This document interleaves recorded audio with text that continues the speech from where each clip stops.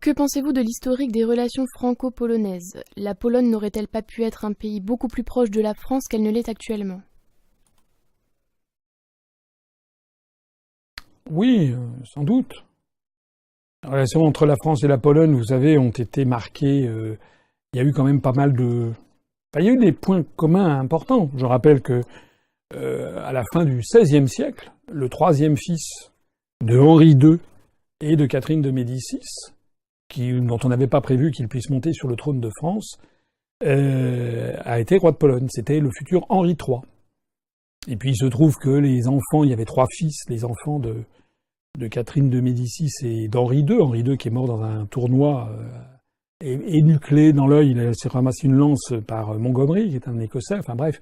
Donc il est mort ensuite. Donc celui qui est monté sur le trône, c'était François II, mais qui est mort au bout d'un an de règne. C'est un des plus courts règnes de l'histoire de France. D'ailleurs, pas beaucoup de Français savent qu'il y a eu un François II parmi les rois de France.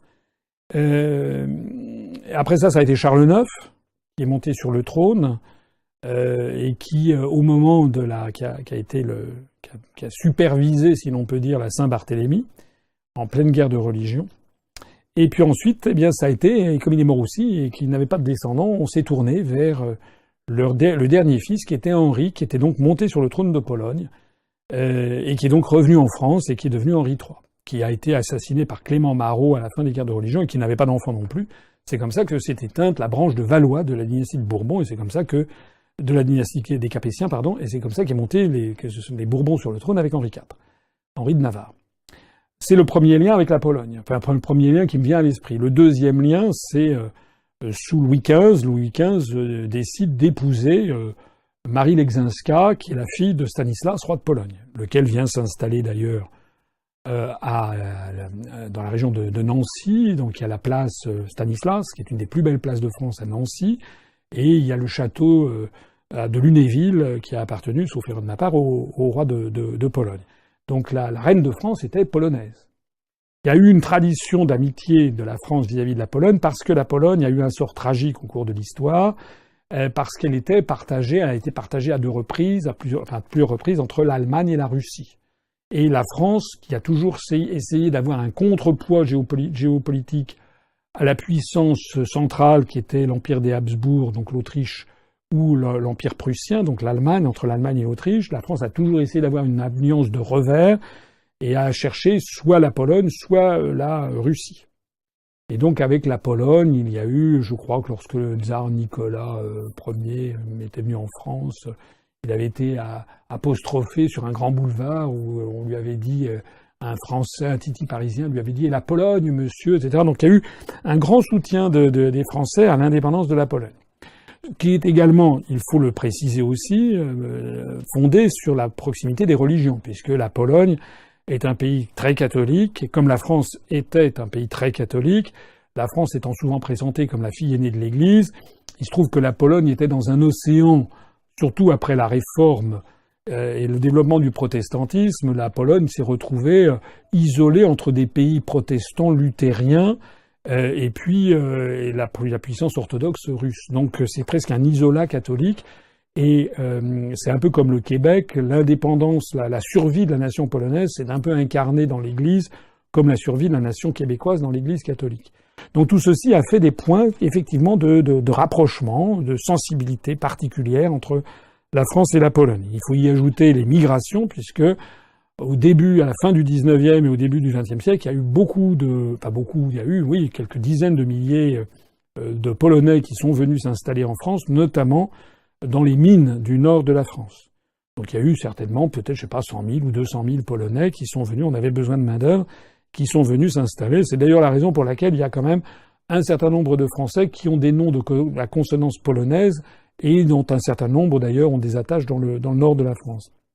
Ça a renforcé, bien entendu, les liens entre la France et la Pologne. Et tout ceci pour dire que, comme vous le savez, la France était alliée à la Pologne en 1939. Et lorsque Hitler a attaqué la Pologne, enfin par une attaque sous faux drapeau, enfin, vous connaissez l'histoire, lorsque il y a eu une provocation nazie qui a amené Hitler à entrer en Pologne, alors même qu'il y avait eu les accords de Munich en 1938, où Hitler avait donné sa parole qu'après l'affaire des Sudètes, c'était terminé. Lorsque la Pologne a été envahie par l'Allemagne, à ce moment-là, la France est entrée en guerre avec l'Allemagne. Or, ce qu'ont pu constater les Polonais, c'est que l'alliance avec la France en 1939-40 n'a pas suffi à sauver la Pologne des griffes d'Adolf Hitler. Pas plus que l'alliance avec le Royaume-Uni. Et ensuite, après les griffes d'Adolf Hitler, lorsqu'il y a eu les conférences de Téhéran, de Yalta et de Potsdam en 43, 44 et 45, la Pologne s'est retrouvée placée à l'est, donc sous domination soviétique. Et donc les Polonais, ensuite, après avoir subi la botte hitlérienne, se sont retrouvés dans le camp socialiste avec un régime, avec une idéologie officiellement athée. Comme je l'ai dit tout à l'heure, le catholicisme est extrêmement puissant en Allemagne. Le catholicisme a servi de fer de lance à la survie de la nation polonaise pendant l'ère soviétique. Donc en fait, il y avait une espèce d'opposition latente qui était l'Église. Et comme l'Église était extrêmement structurée, l'Église catholique est extrêmement structurée, comme elle avait une emprise sur la société polonaise considérable, même le parti communiste au pouvoir qui s'appelait le PUP, qui en fait il y avait 3 partis, mais qui était le PUP, a été obligé de composer avec l'Église polonaise, de telle sorte d'ailleurs que, sauf erreur de ma part, la Pologne a eu une évolution dans le camp socialiste différente d'autres pays, notamment il n'y a pas eu de collectivisation des terres, je crois. La grande majorité des terres en Pologne sont restées à la paysannerie polonaise, ce qui était une sacrée entorse au dogme soviétique. Voilà. Et puis alors, vous le savez qu'à partir de 1981, lorsqu'il y a les grèves dans les chantiers navals de Gdansk, qui sont soutenus en fait en sous-main par l'Église, Karol Wojtyła, qui sera le syndicaliste à la pointe, qui d'ailleurs terminera sa carrière comme président de la République de Pologne, il est à la fois, on le voit manifester, il est un syndicat ouvrier, mais on le voit manifester avec des bannières de la Sainte Vierge. Et à l'époque, je m'adresse ici aux gens qui sont nés avant 1970, qui donc ont un souvenir très précis des événements de Gdansk de 1981, la France et le monde entier ont découvert stupéfaits un peuple qui, bien qu'étant officiellement avec un régime communiste, il y avait des centaines de milliers de personnes, des millions de personnes qui défilaient pour aller au pèlerinage de la Vierge Noire à Częstochowa ou qui étaient derrière des bannières de la Sainte Vierge. Est arrivé ensuite, tout ça c'était arrivé, dans la foulée de l'élection en 1978 de Karol Wojtyła, qui était l'archevêque de Cracovie et qui est devenu le pape Jean-Paul II. Voilà, je m'aperçois que je me suis trompé sur le nom du syndicaliste de tout à l'heure. Bref, l'Église catholique et le pontificat de Jean-Paul II ont joué un rôle significatif, très important dans la déstabilisation du camp socialiste. Il faut le reconnaître, même s'il y a eu comment dirais-je, une espèce de coup d'état militaire avec le général Jaruzelski qui a cassé sa Solidarność.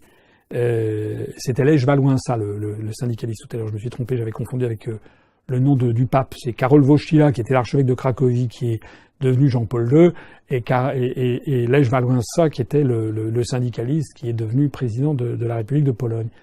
Donc en 80, je crois c'est fin 82 ou fin 83, qu'il y a eu fin 82, je crois qu'il y a eu le coup d'état militaire, donc avec le général Jaruzelski qui a cassé le mouvement. Mais il n'en demeure pas moins que la société polonaise a été beaucoup déstabilisée et il s'est trouvé que en 86, il y a eu l'accident de la centrale nucléaire de Tchernobyl en Ukraine, mais dans l'Union soviétique, qui a été le lancement de la politique de perestroïka, de glasnost, parce que c'était les dysfonctionnements de la société soviétique qui étaient devenus énormes. Alors pourquoi le jeu de là, excusez-moi, je me suis lancé un peu dans une fresque de la Pologne, mais c'est toujours intéressant de se remémorer la Pologne. Et c'est vrai que, normalement, s'il n'y avait pas eu l'Union européenne, je pense que la France aurait pu nouer des relations très étroites avec la Pologne. Mais comme il y a l'Union européenne, la Pologne est entrée dans l'Union européenne, sous pression américaine d'ailleurs, tout de suite, comme tous les pays de l'Est. Et la Pologne est devenue bénéficiaire nette des fonds dits européens. Le problème, c'est que les Polonais, qui, comme tous les peuples, voilà, vous savez, comme disait le général de Gaulle, dans la politique internationale, il n'y a pas d'État, entre les États, il n'y a pas d'amis. Il n'y a que des intérêts. Donc, l'intérêt objectif, cynique, si je peux dire, de la Pologne, c'est quoi? C'est d'obtenir le parapluie américain face à la menace russe et à la menace allemande.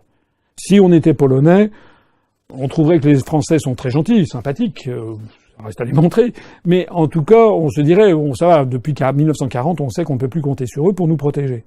Donc si nous étions polonais, mais c'est vrai aussi des pays baltes, estoniens, lettons, lituaniens, c'est vrai aussi des roumains, etc., on se dirait que face à la menace russe, et face à la menace allemande, et les Polonais sont objectivement, légitimement justifiés pour avoir peur de l'Allemagne et de la Russie pour les raisons que j'ai précédemment évoquées, c'est qu'à plusieurs reprises dans l'histoire, les deux colosses qui lancèrent ont voulu se partager sa dépouille. Or, l'histoire, hélas, c'est souvent un éternel recommencement, donc les Polonais se tournent assez naturellement vers les États-Unis d'Amérique et vers l'OTAN. Donc la Pologne est devenue un pays qui bénéficie des grandes largesses de l'Union européenne et notamment des nôtres. La Pologne reçoit quelque chose comme 14 milliards d'euros de fonds européens en plus que ce qu'elle ne verse. Elle est bénéficiaire nette. Nous, la France lâche 9 à 10 milliards d'euros chaque année à l'Union européenne. Entre ce qu'elle donne et ce qu'elle reçoit, on perd 9 milliards. La Pologne, entre ce qu'elle donne et ce qu'elle reçoit, qui est beaucoup plus important, elle reçoit 14 milliards. Et là-dedans, la France, les Français, sans qu'ils s'en rendent compte, versent 2 milliards d'euros à la Pologne. Donc, c'est quand même énorme, 2 milliards d'euros versés sans que les Français ne s'en rendent compte que nous versons à la Pologne. Et les Polonais ne le savent pas non plus, parce qu'eux, ils croient que c'est des fonds européens, puisqu'on le leur dit.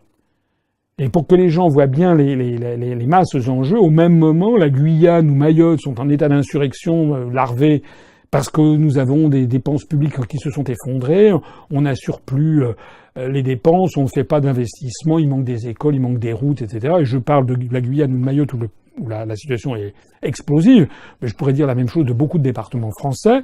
On serre les boulons dans tous les domaines. Je rappelle qu'en Guyane, le contrat de plan État-région, la France verse 30 millions d'euros chaque année à la Guyane. 32 millions d'euros chaque année à Mayotte, où il manque des dizaines et dizaines d'écoles, d'hôpitaux, etc. Et au même moment, 30 millions d'euros à la Guyane, 2 milliards que nous donnons à la Pologne. Je ne sais pas si vous vous rendez compte. Donc normalement, la France devrait au minimum obtenir de la Pologne quelque chose, quoi, des commandes à son industrie, par exemple. Mais pas du tout. Pas du tout. Rappelez-vous, la Pologne achète, parce elle a un raisonnement cynique en définitive, elle achète des F-16 américains pour être sûre d'avoir le parapluie américain. Donc en fait, les Français se saignent aux 4 veines, sans qu'ils le sachent, sans que le peuple polonais ne le sache non plus. On se saigne aux 4 veines pour donner de l'argent à la Pologne pour que la Pologne achète des F-16 américains. C'est Chirac qui avait d'ailleurs, vous vous rappelez peut-être, c'était il y a une dizaine d'années, Chirac avait protesté lorsqu'il était président de la République, c'était en 2005. La Pologne venait à peine d'entrer dans l'Union européenne qu'elle venait de décider d'acheter des F-16 américains contre les avions militaires français. Et Chirac avait protesté. Il avait dit quand même que c'était quand même assez scandaleux qu'il n'y ait pas de retour. Voilà. Donc depuis lors, on est là-dessus et il y a effectivement une tension un peu latente qui s'est développée avec la Pologne, d'autant plus que le gouvernement polonais a pris des décisions dont la légitimité constitutionnelle ont fait tiquer la Commission européenne. Et par ailleurs, il y a sur la scène politique intérieure polonaise, il y a une tendance à interdiction de toute critique européiste ou anti-atlantiste. Il y a d'ailleurs un responsable politique qui est quasiment sous les verrous en attente de jugement. C'est d'une façon assez choquante, dont on ne parle pas dans les médias français.